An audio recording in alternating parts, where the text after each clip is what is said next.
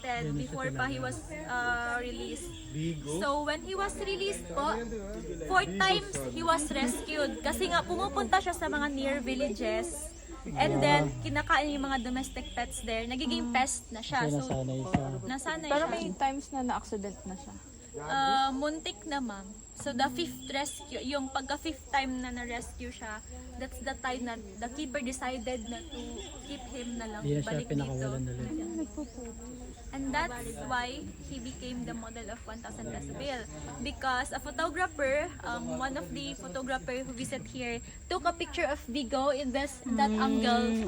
okay. And then, after a Naangguluhan. month, the Bangko Sentral of the Philippines Na ginamit na. announced that they needed a new model of 1,000 peso bill in anything that represents the Philippines. And then, they submitted the picture of Vigo. Then, he was chosen randomly to become the model of 1,000 peso bill po.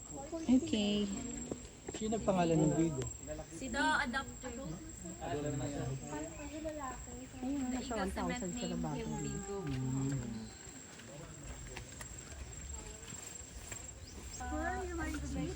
Introvert among them all.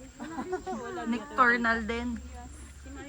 Taga-call center din yan. Buti na lang si Vigo nagpakita. Vigo? Ay, sa baba.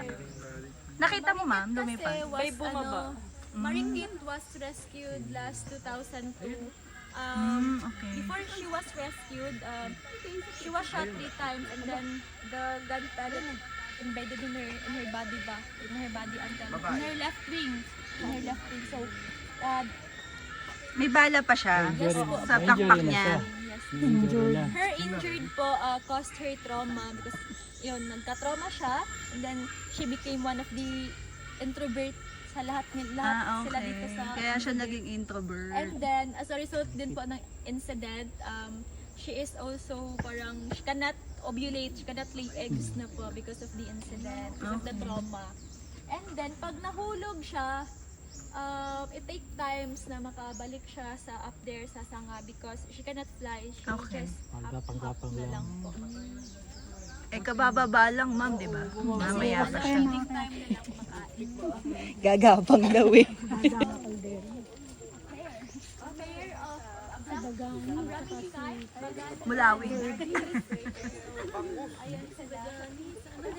We are using cooperative artificial insemination as a breeding method. But still, we are trying